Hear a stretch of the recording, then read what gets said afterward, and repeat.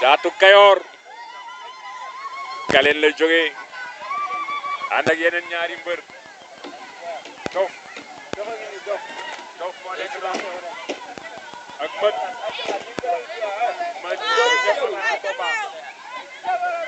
bi lay xawee ci arène bu Ngéwul lundi le 14 avril 2025 ci Wolof Njaay TV.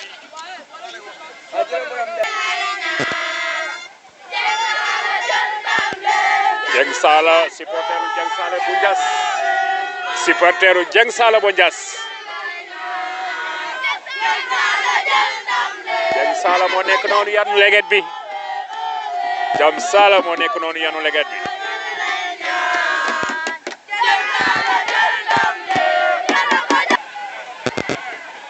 Talfa dugg si na le champion de Ngéwul Talfa moo nekk noonu ngeen di seen ak serviette bi wala ngémbu lu weex la serviette bi nar a wengo ngémbo dafa weex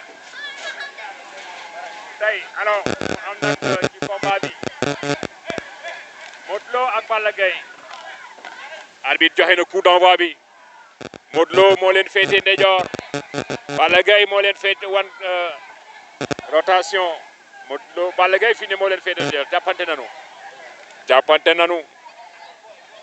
nanu Modou Lo moo gën a sëkk attention prise ba du yàgg Balla Gaye daan na Modou Lo comme à l'accoutumée Balla Gaye daan na Modou Lo daan bu yomb Modou Lo tey sa combat dafa yomb de. maa ko ëpp doole. maa ko ëpp doole. yaa ko ëpp doole. noo ko daane. da nga dugg rek kay wëndeel. da nga dugg rek wëndeel. combat bi jeex. waaw. léegi kan ngay laaj ban mbër nga bëgg nu jox la. xamaguma ko de. xamagoo ko. kan nga ñeme. xamaguma ko de.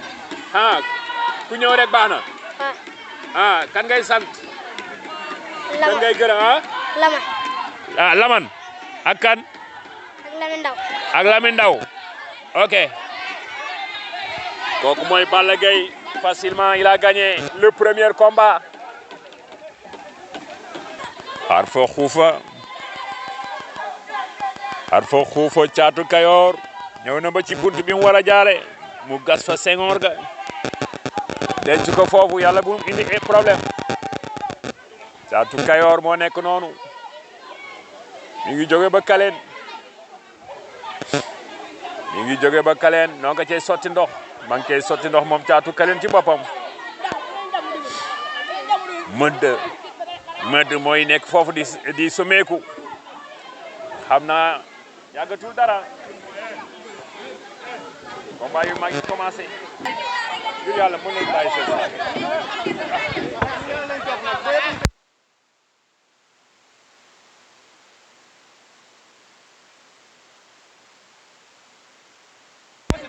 Modou Lo bu Ngaraaf moo nekk nii ngembulu vert li Modou Lo bu Ngaraaf ak Radiakhé bu Ndiass Modou Lo bu Ngaraaf ak Radiakhé bu Ndiass Modou Lo bu Ngaraaf ak Radiakhé bu Ndiass Modou Lo bu Ngaraaf ak Radiakhé bu Ndiass noo nekk noonu combat bi nar na metti Ngaraaf bu Ngéwul ak Radiakhé bu Ndiass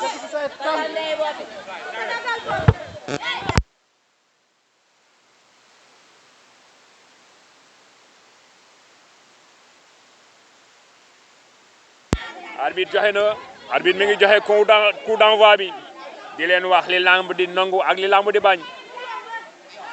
Radiakhé bu Ndiass moo nu wan gannaaw noo ngay leewaatoo Modou Lo bu Ngaraaf tegante nanu ay épaule alors noo ngi puusante Modou Lo bu Ngaraaf attention xëcc na ko ci boppam bi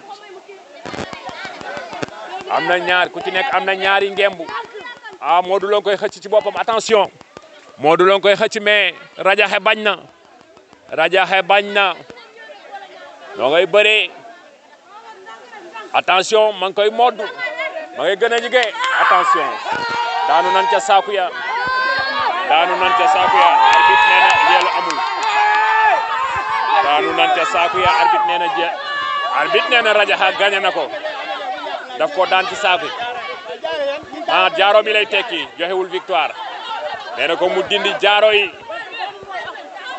arbitre joxewul victoire jël amul jël amul jël amul nous reprendre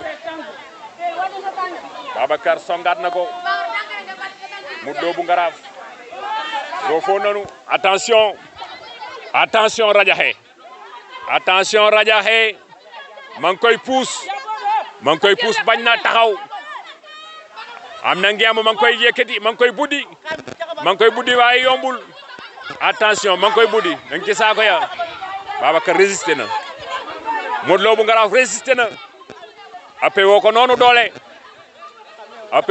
doole attention wëndeel na ko mais demul attention noo ngi def rotation à tout rotation bu jeexul dafa mel ni nag premier souffle bi génn na noo ngi génne premier souffle ku ci nekk mi ngi taxaw di xoolaat maa ngi koy galgal teq ba mais jàllul attention Modou Lo ku ci nekk yaa ngi jéem a galgal sa morom ça n'a pas marché Radiaha moo yor ngembulu jaune li dëkk Ndiass mi ngi jéem a dóor ñiin jàpp bu dëgër ñaari loxom yëpp noo jàpp ci ngemb li Modou Lo la même chose waaye nag Radiaha mooy pousse Radiaha mooy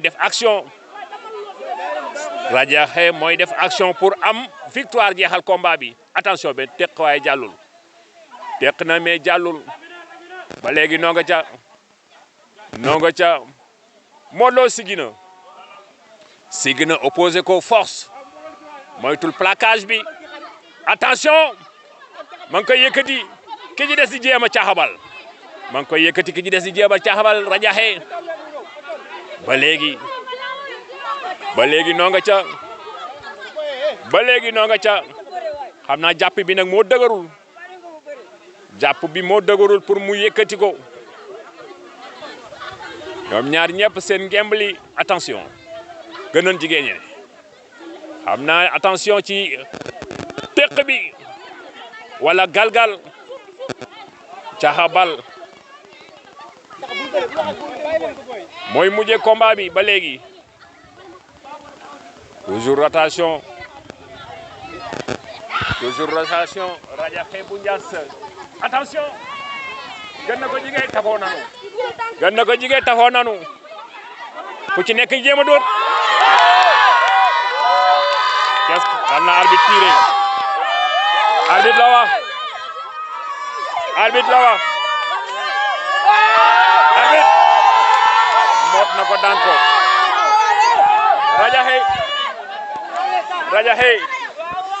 Radiaha dafa mel ni combat bi métti woon na tey métti na trop. Nu mu demee. yàlla booy moo ma ëpp doole. moo la ëpp doole. xel laa ko ëpp. yaa ko ëpp xel. waaw. dàq ko bëre. waaw. noo ko daane nga ni. man. waaw. ci xel laa ko daane. yàlla. ci xel nga ko daane. sonn naa trop nag. sonn nga trop. yàlla. xanaa kon entraînement bi moo manqué. waaw. entraînement da nga ko dama programme wu damaa ñëw ba fii rek ñu ne ma. jooni nga jël ko. waaw. léegi kan nga soxla. man koo indi baax na nekk ku tolloog man rek. kun man di indi ku tolloog yow baax na. waaw. muy Ndiass muy Ngéwul muy Kaleen. waaw. ku dëkk Ndiass boo ko ku dëkk Ndiass da ngay bàyyi foofu. waaw. d'accord solidarité noonu la war a demee. waaw. léegi kan ngay sant. man maa ngi sant ma àndal ñëpp. ñooñu ñan la. gaa yi dëkk Ndiass nga àndal. waaw. ñoom ñëpp ngay sant. waaw. jërëjëf kon Radiaha bu Ndiass.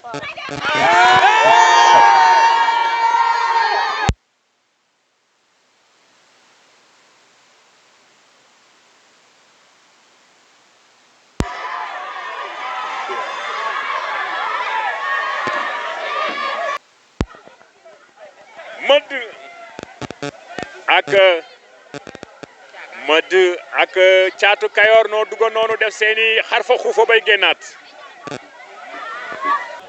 Caatu Kayoor moo nekk noonu ba léegi. ñu sotti ko waat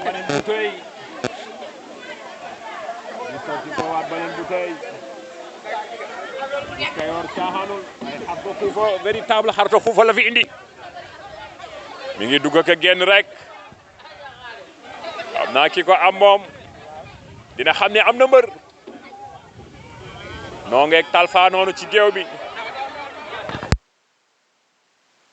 mbënd Pako Mbaam bu ngeewul ak mbënd Pako Mbaam bu ngeewul ak mbënd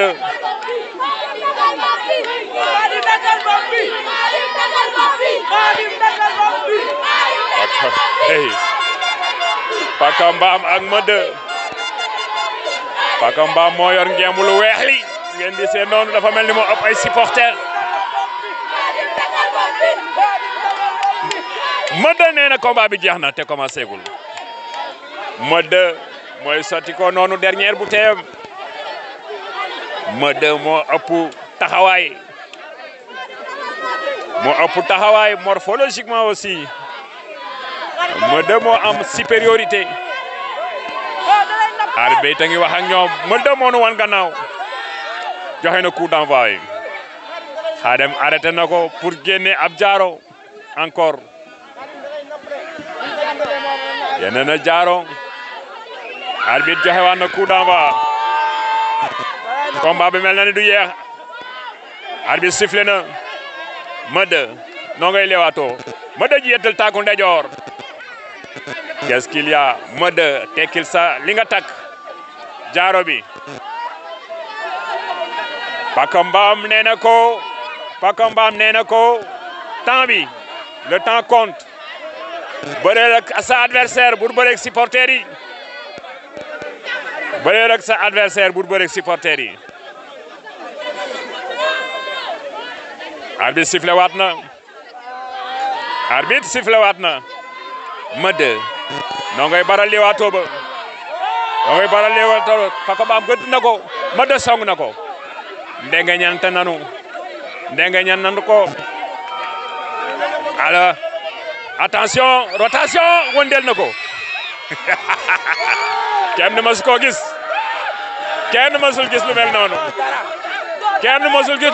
Mëdd wëndeel na ko ñetti yoon door ci suuf tër ko ni ni tëre nag Mëdd ba léegi ma nga ca suuf non Xaadim Pako Mbaam ma nga ca suuf ba léegi heureusement plus de peur que de mal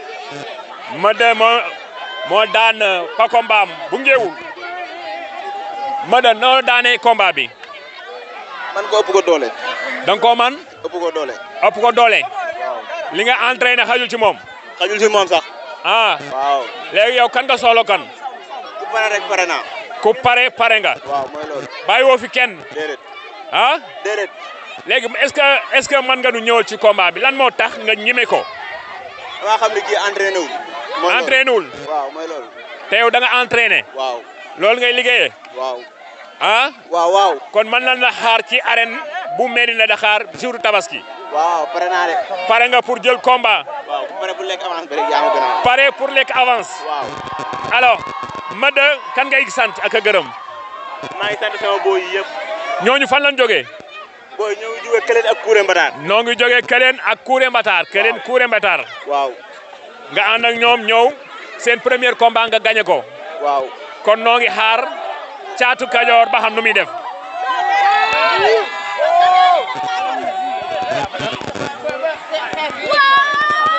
Pako Mbaam waaye combat bi yomb na de waaye boy dafa am doole li ma yaakaaroon laa fekkul waaye li ma yaakaaroon moom laa fekkul loo yaakaaroon yow dama yaakaaroon mooy boy bi la cax la mais boy bi dafa entraîné de dafa entraîné ba fees boy bi dafa liggéey wallaay te caaxaanul de non bis bi laa sobay mais combat bi da doon sama combat mais xam nga rek gars yi mooy loolu te préparé ma woon nga jël ko joni joni. ma jël ko joni joni. mais am na loo daj foofu. non booy bi dafa am doole.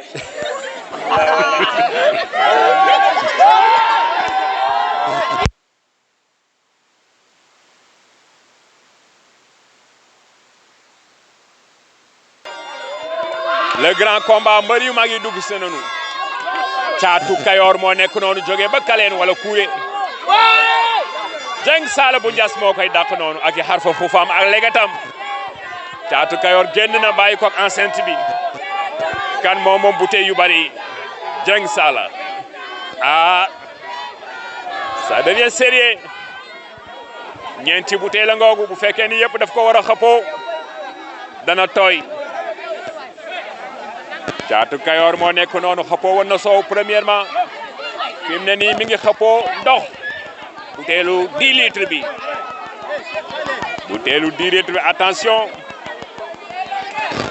buteelu 10 litres bi Modou Lo daa xëppoo moom la ñuy fàttali est-ce que moom dana sekki wala du sekki xëpp nañ ko bouteille bi ba mu jeex. Dieng Saala sumi na bolok ba. Dieng Saala summi na xaftaan ba dese sous-vêtement alors que Mada moom pare na Mada moom pare na.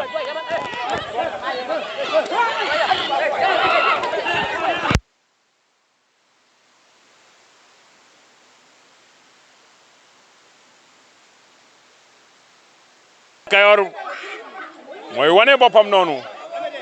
Caatu Kayoor bu Kaleen wala Kuure mooy wane boppam noonu. Caatu Kayoor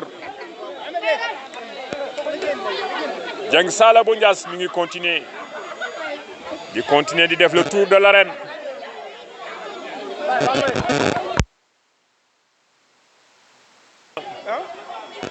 Dieng Saala sumeeku na donc li des bariwul. Dieng Saala mooy sumeeku noonu ci diggu géew bi. moom bouteille yooyu dese na ko ñetti bouteille yu mu war a xëppoo. bu mag baa ngay jóg. bouteille bu mag baa ngay jóg. bouteille bu mag baa ngay jóg. ah. Caatu Kayoor bi sumi ko woon dooraat na benn faaru mbaam. dooraat na faaru mbaam ñëwaat. Caatu Kayoor dooraat na faaru mbaam ñëwaat. tandis que Dieng Saala moom sumeeku na bay wis saafaraam bouteille bu mag bi. Dieng Saala mooy wër di tooyal ak buteelam. Dieng Saala xappoon na la des ca boppam ak ci yaram bi yëpp. benn buteel bu weex la dese muy bu ndaw. benn buteel bu weex bu soow. nee na ay supporters ngeen jóg. de l'ambiance. de l'ambiance. léegi ci kanam mu leer yàggatul.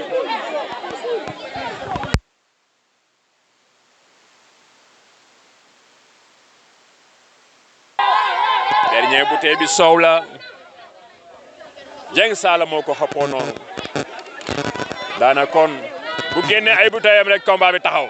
nee na daf koy rendee ko gannaaw. loolu dana metti. loolu dana metti.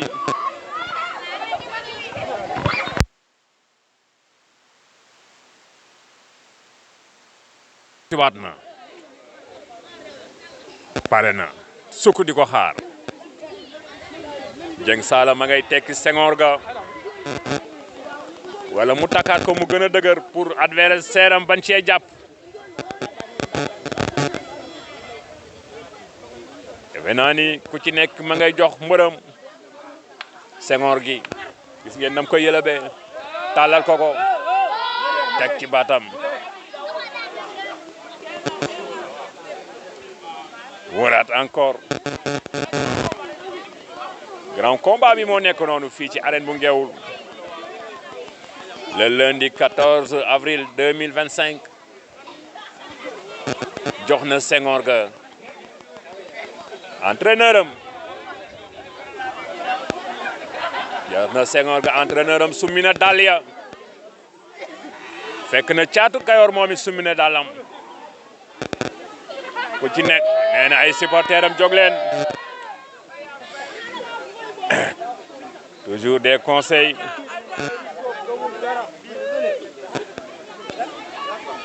dindi stress Caatu Kayoor ma ngay fuddatu ndam li njas la jëm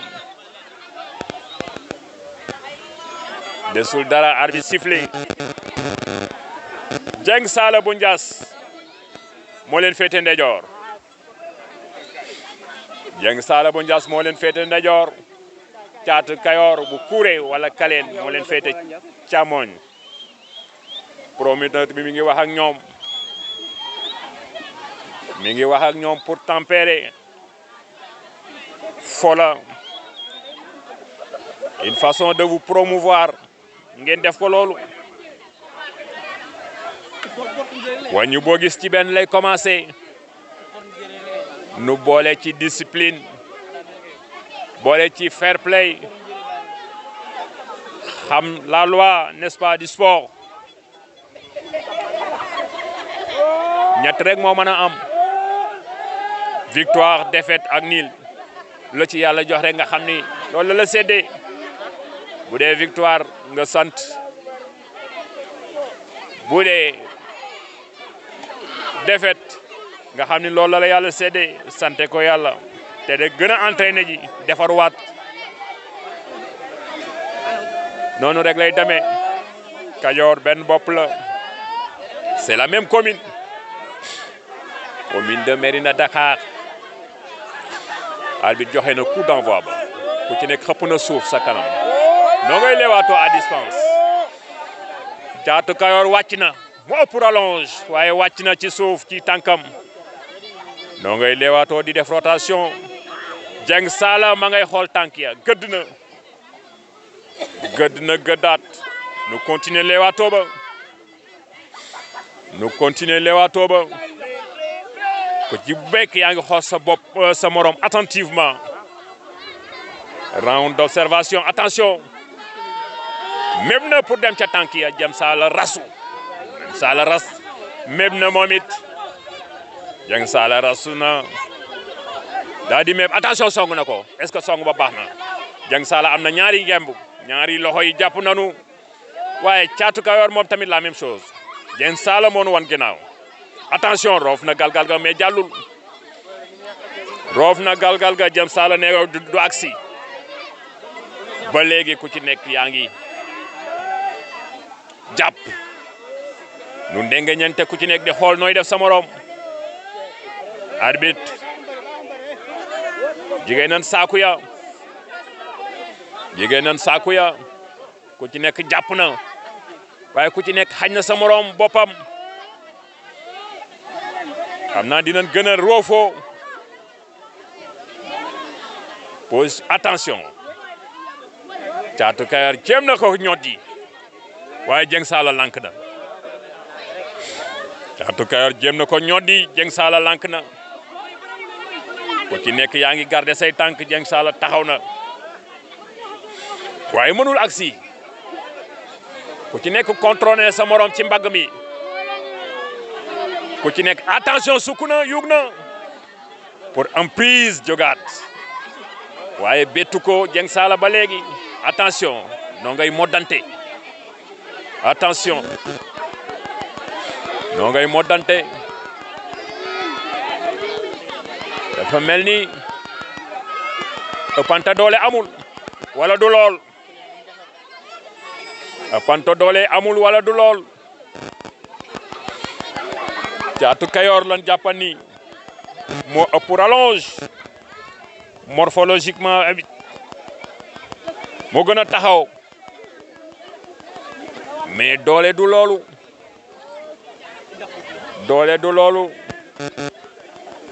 dooley biir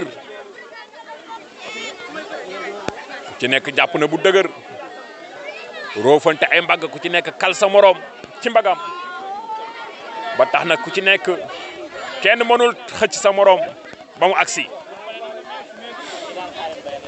position boobu il faut nu génn ci pour chute mën a am wala manœuvre am parce que fi mu ne kenn jotul sa morom teq ah noo ngay gën a jigéñee añ na ko arbitre arrêté na combat bi certainement di leen laaj na accéléré ko Talfa moo ko ni combat bi jeex na Talfa moo ko ni combat bi jeex na ba léegi Caatu Kayoor ma ngay ree pertul confiance ma ngay ree on recommence ñoo ngay leewaatoo ba léegi ku ci nekk sëgg na taxawal nan di xoolante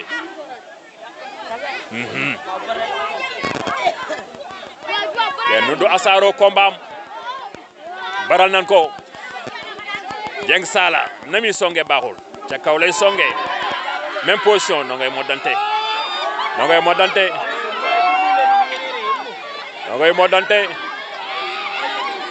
Dieng Saala teq ba attention teq ba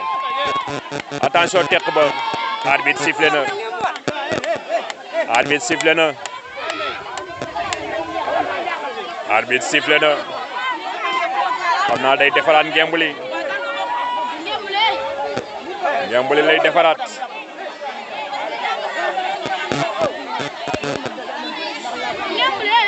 wàcce cuissard bi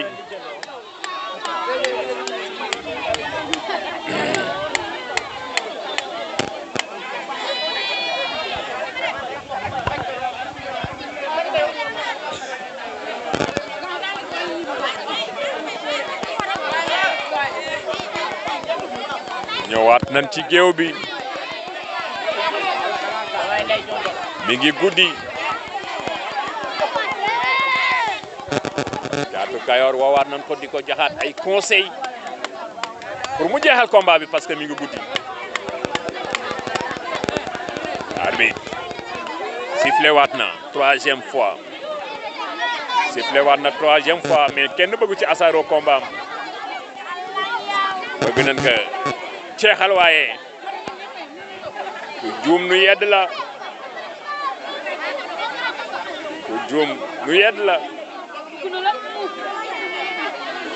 man kay xaar rek Caatu Kayoor dafa mel ni Dieng Saala moo ko gën a bëgg combat bi pour mu jeex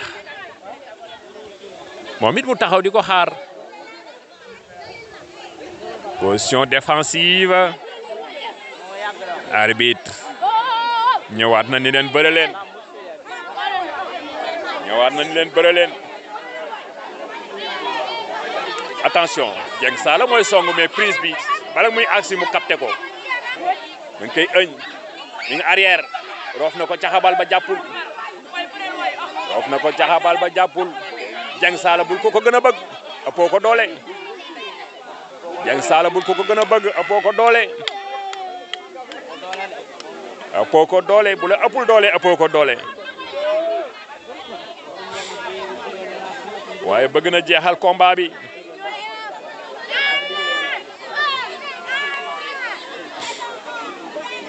du yomb ci position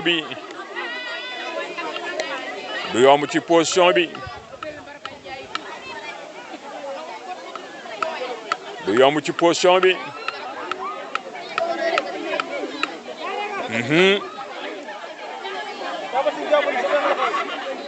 Caatu Kayoor mu ngi koy diri benn instant waaye Dieng Saala day bañ ku ci nekk téye nga fa nga téye mun jigéen téye ki leen gën a yaakaare chute ku ci nekk yaa ngi yoot pour xool nooy def saa yu ko roofee caxabal ba mu dindi wekki ko arrière waaye dafa mel ni Dieng Saala moo ko gën a bëgg combat bi parce que mooy def action yi pour jeexal ko combat bi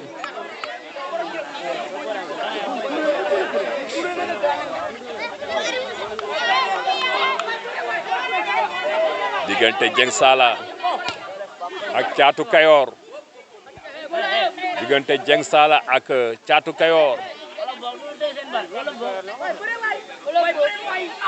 toujours nooga ca Thiatou Kayor moo nu wan ginnaaw Dieng yor ngembulu jaune noir li tekki morceau bu violet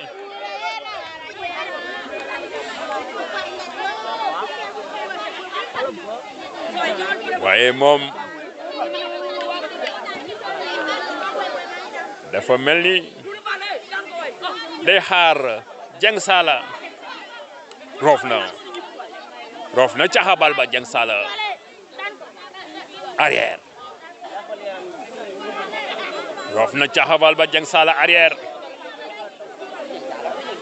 caxabal rek moo ci mën a nekk position bi nekk parce que danoo sësante ay mbagg kenn mënut a dem tafu ci sa morom attention ma ngi koy xëj rotation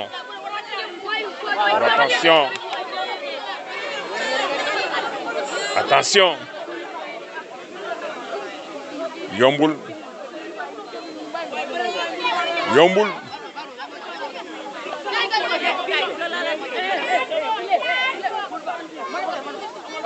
yombul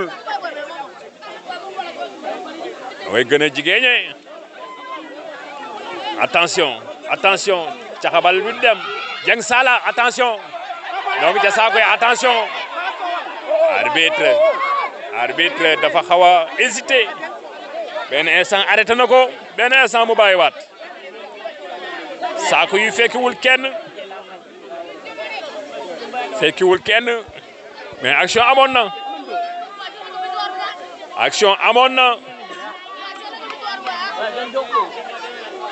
action amoon na bu dee ñaar léegi chute am rofonte ay mbagg ku ci nekk kalmaloomam jàpp sa ñaari loxo ci ngemb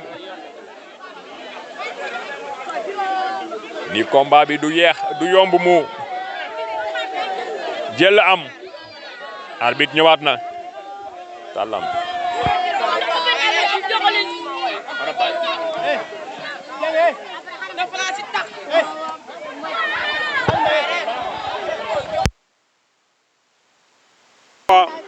attention Dieng Saala song na ko ma ngi koy puus na ko ba mu àgg ca saaku ya attention rasu na ma ngay arrière Dieng Saala sànni na ko Dieng Saala sànni na ko jàppante nañu position ban yoroon moom lañu yoraat ba léegi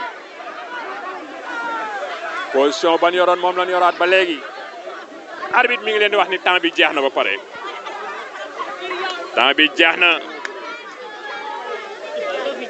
il faut kenn sacrifier wu nu jóge ci position bi parce que position bi chute mënu ci am effort ba ca war pour am chute risque lay doon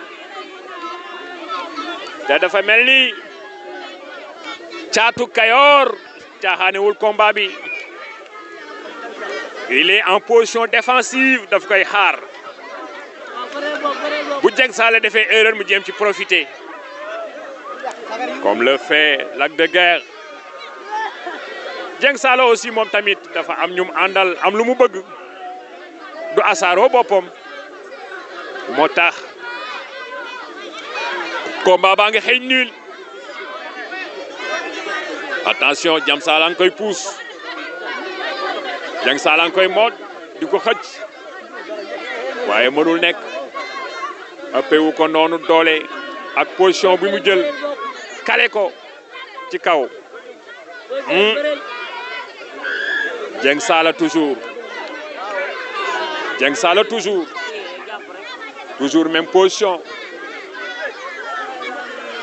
même position doon na jéem a njiin mais loolu yëngalul Thiatou Kayor yëngalu ko attention teq ba Thiatou Kayor doon na teq mais jàllul dafa mel ni ñoom ñaar ku ci nekk muy roof galgal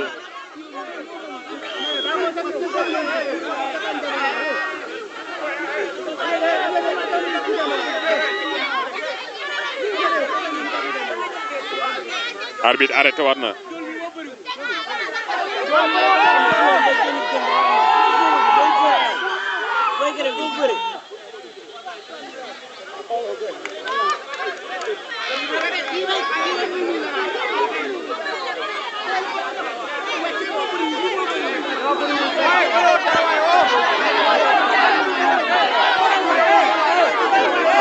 ay nee na ko bëree woo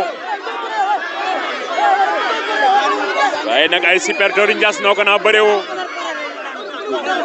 ay mbokkam ñëw na ko ni ko combat bi jeex na daanal kii nu ñibbi 1 minute la leen arbitre mayaat Dof mais Dof mais Dof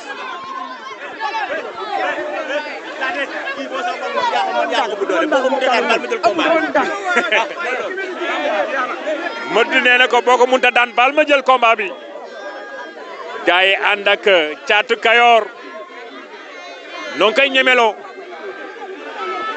gaa yi ànd ak Dieng Saala ñoom noo ngi joxe ay consigne ay conseil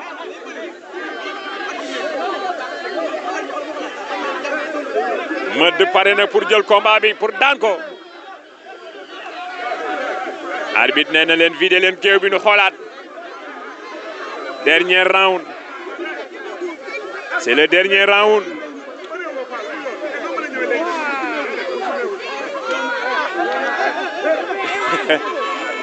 Modou moo bëgg a jël combat bi Modou moo bëgg a jël combat bi beneen boy bu Ndiass ni ko ñëwal maa ngi yow joni joni tey mu neex beneen boy bu Ndiass moo ni ko ñëwal gars yi nee na leen bu leen yàq combat bi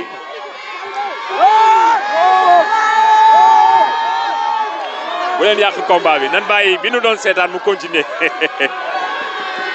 ah loolu gàcce la ci Caatu Kayoor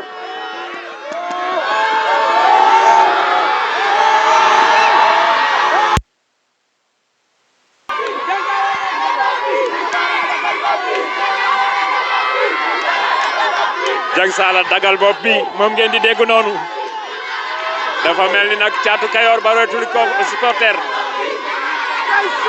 arbitre tiré waat na pour la dernière fois arbitre tiré waat na pour la dernière fois il a donné le coup d'envoi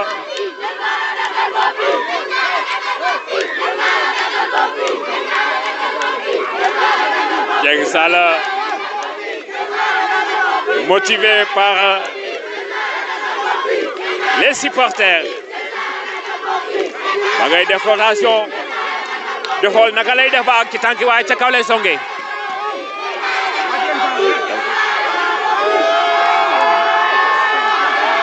ni koy mod waaye loolu yëngalu ko Caatu Kayoor del na fam nekkan yàqu kombaam caaxoonul caaxaanuwul ah Dieng Saala dugal na loxoom waaye jàllul ca kaw la koy bloqué ca mbagg ba ca kaw la koy bloqué ca mbagg ma ca kaw la koy bloqué Dieng Saala da koo gën a bëgg combat bi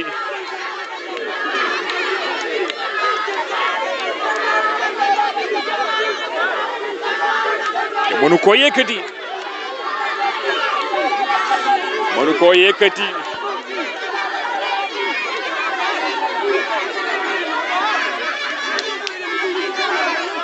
attention caxabal ba ku ci nekk dóor na sa bopp caxabal jàllul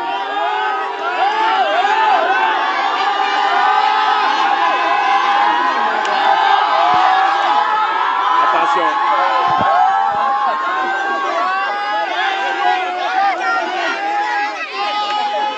attention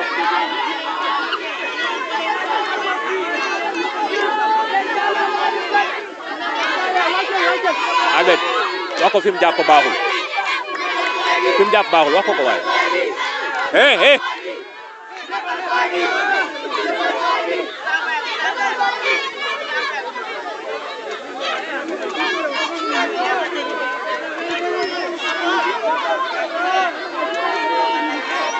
attention bett na Dieng Saala daan ko doomu Kayor Caatu Kayor bett na ko daan ko boy calme waay calme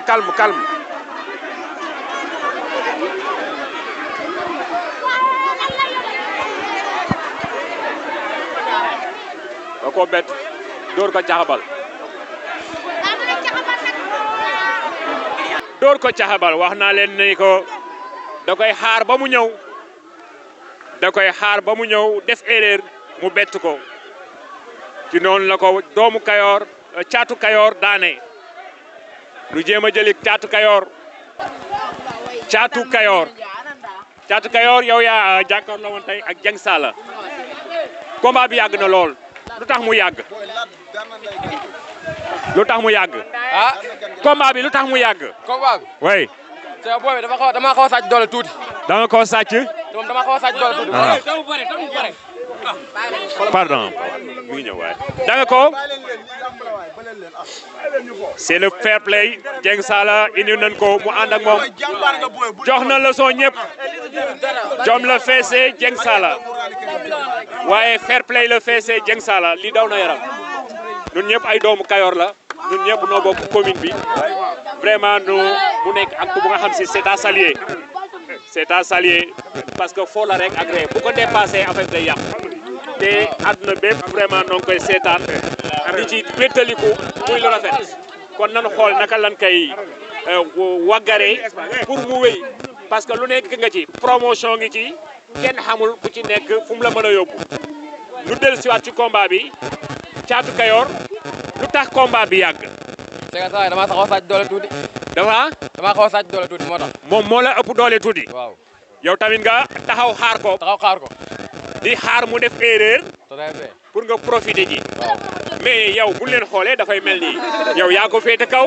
promoteur bi moo nekk noonu aha dafa mel ni yow yaa ko féete kaw rallonge yaa ko ëppale te tamit morphologiquement ëppoo ko lu tax nag mu ëpp la doole yow tamit sa waa ji c'est que moom daa ma la bokkul xanaa entraînement bi kon nekku fi entraînement baa fi kay boo xoolee li ma bëri xam ne entraînement baa ngi fi billaahi mais daal doole nga ko ragale waaw kay tout à fait léegi yow kan nga soxla man daal lamb laa fi nekk daal booy fi nekk rek waaw kuy sa morom bu ñëwee bu la laajee nga jël ko bëre ak moom naka nga gisee lambu ngeewul lamb ngeewul naka nga gisee lamb ji neex na trop waaw voilà kon noo ngi lay xaar ci yeneen combat te jaar na trop te maa ngi sant promoteur bi yaa ngi sant promoteur bi ak kan ak sama booy mafia 313 bi mafia 313 booy yëpp maa ngi lay sant ñooñu fan lan dëkk booy ku leen dëkk Kuure Këleen Kuure ak Këleen nooy mafia 313 am na si ñoo xam ne maa ngi lay sant am na booy ngeew li nga xam si jàpp nañ ci combat bi jàpp nañ si bu baax waaw loolu way ba Dieng Saala du mer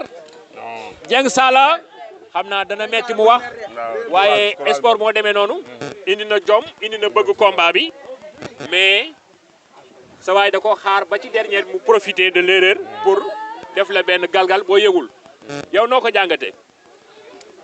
bon courage. dana jafe pour mu wax jom moo bari mais xam naa ni ci beneen yoon dina gën a neex monsieur le promoteur. monsieur le promoteur. monsieur le promoteur. waaw boss. oui. maa ngi ziar ñëpp. di gërëm ñëpp. vraiment di gërëm waa Ngeewul ñëpp. ak mbër mi le vainqueur. il s'appelle comment. Caatu Kajoor. vraiment sauvé nañ bés bi. li ma leen doon dayee def nañ ko remplir nañ seen contrat. donc maa leen di remercier ñoom ñëpp. moom effectivement ak sama boy bi góor sama copain maa leen di ziar ñoom ñëpp vraiment kontaan naa di sant waa Ndiass nag bu baax a baax ndax samay bokku dëkkandoo lan lan ma yombalal liggéey bi yëpp dara méttiwul donc am naa yeneen programme incha allah muy Ndiass muy Këleen tabaski bi incha allah laa leen di woo fan nga leen di woo Mérina Dakar terrain municipal de Mérina Ndakhar moom ngay organiser un grand combat. un grand combat tabaski ba ci 3e jour tabaski. 3e jour tabaski. Inchallah. rendez-vous fixé 3e jour tabaski. parce que waaw vainqueur moom xam naa mooy ci biir. mais laamu ngeewul bi nag day continuer wala du continuer. non day continuer inchallah. day continuer waaw instant am nañ yeneen combat yu taxaw yeneen dëkk yi ñoo ngi ñuy woo. ban bis. peut-être demain inchallah. peut-être demain waaw peut-être waaw. donc kon mbokk yi yéen a ko déggandoo. demain encore l'arène de ngeewul dana amaat ay combat inchallah. inchallah noo ngi leen di jox rendez-vous kon demain bu leen fàtte le combat de la tabaski.